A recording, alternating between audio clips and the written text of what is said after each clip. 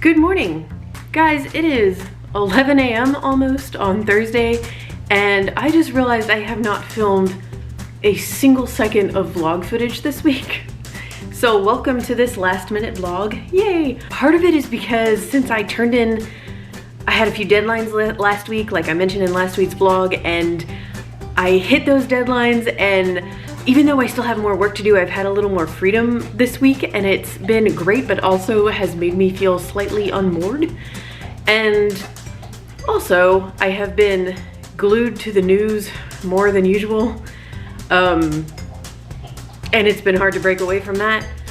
But I have been working on a few things, including my Nanowrimo project, and something really exciting that I want to share with you guys first, actually. So let's go check that out.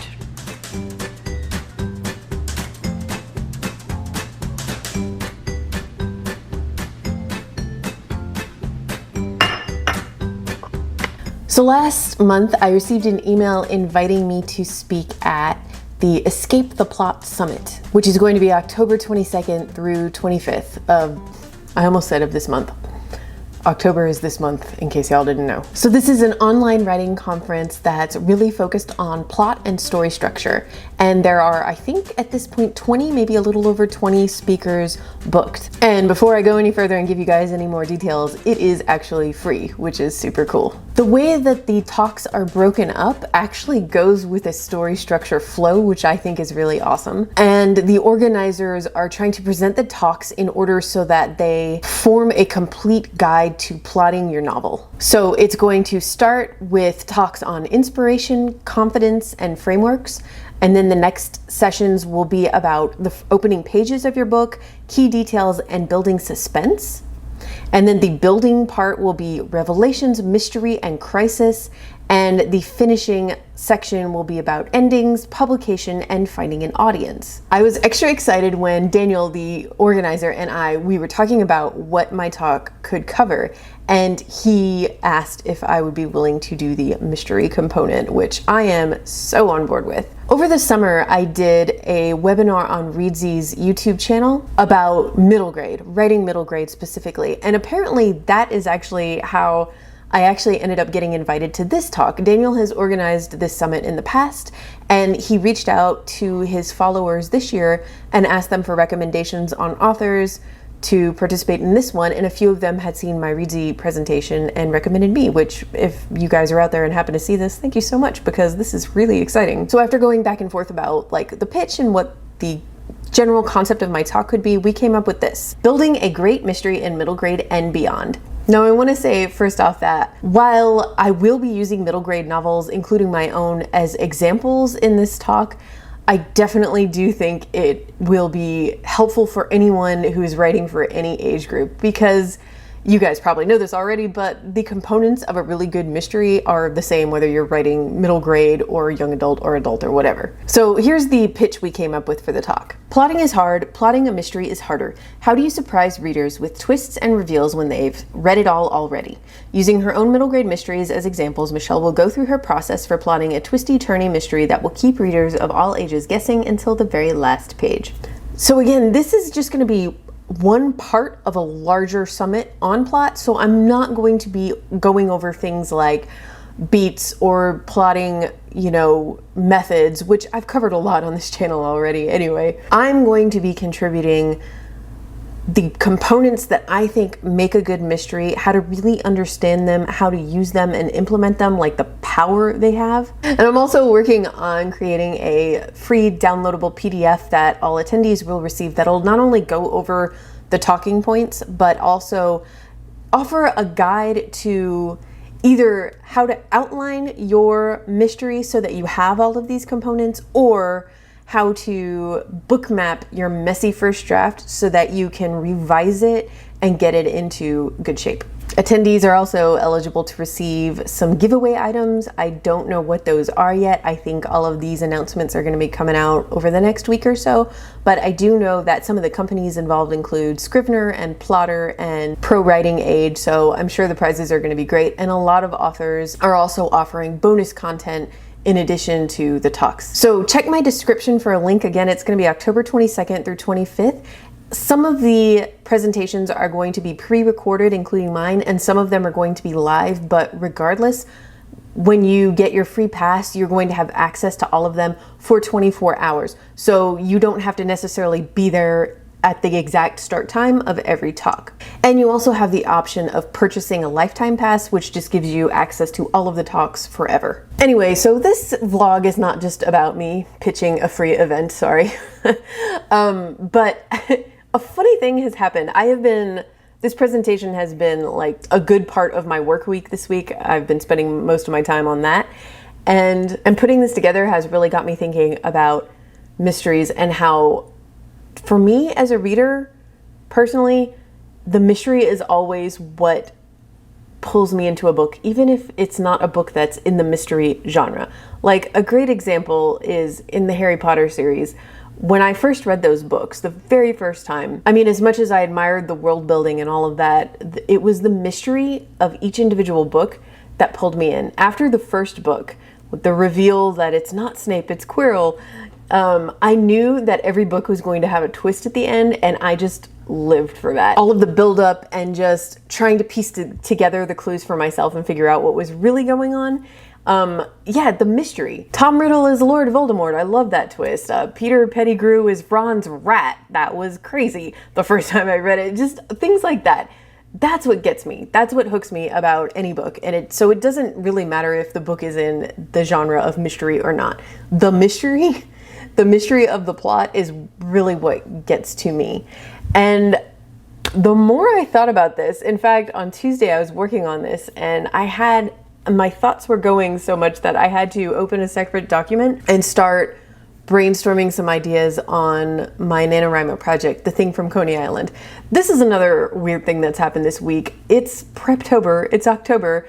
I have the time to work on this book, and yet I am so used to only writing for work and not writing for indulgence like over the last year that I haven't honestly done much for it, or at least I hadn't done much for it until Tuesday. That changed. So I started my brainstorming document. I'm gonna start reading that book, Coney Island Lost and Found, today, like I said I would in my last vlog.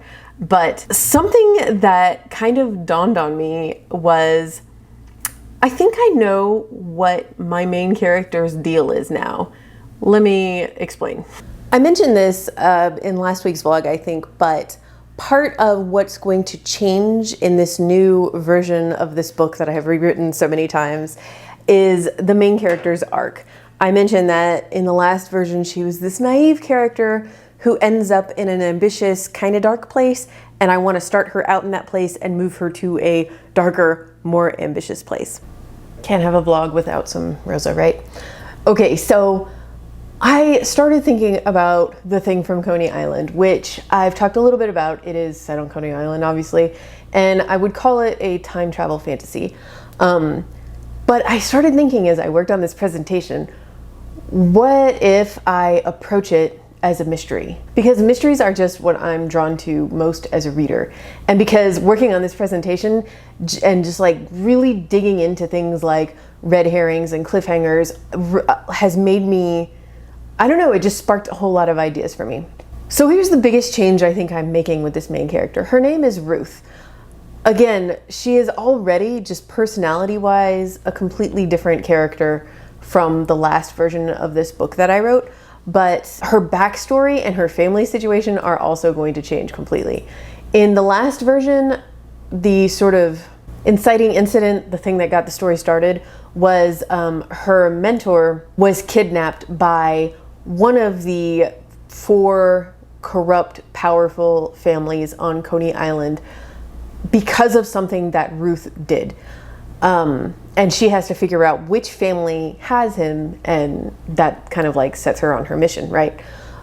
In that book, in that version, she was an orphan.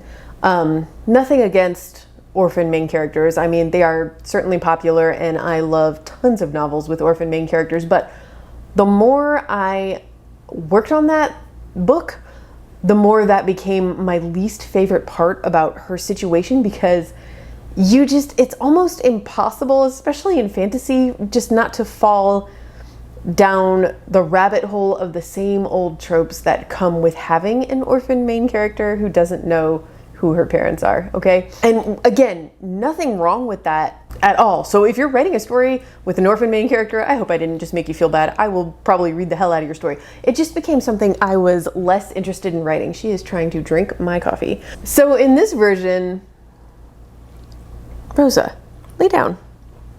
So in this version, I started thinking about, well, who are Ruth's parents? Does she have siblings? She did not in the last version. And I started to see an older sister character instead of the mentor. Like, the mentor is gone now. Also, just going back in my head, what are you doing? What are you looking at? Going back and like kind of mentally going over the history of this time period. The book opens in 1919. And to me, when I was writing that last draft, like the big thing of the moment was that the Volstead Act and Prohibition were pending. And that had, you know, obviously a huge effect on, well, the whole country, but New York City and places like Coney Island, which existed for entertainment purposes specifically. For totally mysterious reasons, I suddenly became very interested in the fact that they were also coming out of a pandemic. And how is that part of Ruth's backstory and her parents? And, you know, I'm getting into a different part of the history there. And so that's kind of like serving to shape where Ruth is at the start of the story in 1919. I also, and this is something I'm still kind of on the fence about, I'm still exploring it. I'm not 100% committed to it, but I think I'm starting to talk myself into it. I'm really digging the idea of her older sister being like fully adult, in her 20s. And I kind of like the idea of her being a private investigator on Coney Island. And specifically, she has been digging into one of these powerful families, and that is what starts the trouble. I'm a little worried about the fact that I don't want this to get too procedural. I love reading procedurals. I have zero faith in myself to be able to write one accurately. Ruth would not herself be a private investigator or even know too much about her sister's work and how she does her job, because a lot of that her sister would have to keep private and confidential, obviously. But when her sister goes missing, she might find some of her sister's notes, and that might be what she has to follow to figure out which of these families has her sister, and specifically what secrets her sister uncovered that led to this kidnapping and have put her life in danger. That's where I think I'm going with this. And last night, something that I've been putting off doing is updating my Nanowrimo website and actually putting any information. Why? What are you doing? Stop eating the pillow. No. Uploading any information about this project onto Nanowrimo because I have no good pitch for it. Like, I couldn't summarize this in one sentence for you, although I guess I kind of just did. At least I summarized the inciting incident, but like in a way that also brings the time travel and Coney Island setting elements into play. I don't have a good pitch for this yet. But at 3 o'clock this morning, I woke up and I was thirsty and I went out to the kitchen to get some water, and this pitch just came into my head. And I will just say right now that this is ridiculous. I will probably never pitch it to my agent this way, but it really made me laugh. And so I think this is what I'm gonna go ahead and update my Nanowrimo website with, is Enola Holmes, Dick Tracy, and the doctor walk into the night circus. That's it, that's the pitch. It's so silly, but it like in a way that makes me laugh. And for right now, younger sister of a detective, the time travel, timey-wimey elements, the gangsters, the mob, the night circus, which is one of my favorite settings in a book ever, and is definitely that weird magical darkness of it is something I really want to capture with those early Coney Island amusement parks. To me right now, that kind of sums up what I'm going for. Does that really tell you what the book's about? No, but that's okay, because I don't know what the book's about yet. This whole discovery writing thing is not something I do very often, you guys, so this is going to be a journey. But there you go. I have a pitch. Okay, anyway, I am rambling now, and that is probably all I have time for today because I gotta get back to work on this presentation. I'm going to leave a link in the description and in the comments below if you wanna come to my talk and also have access to all of those other talks. Again, it's gonna be totally free, so why not?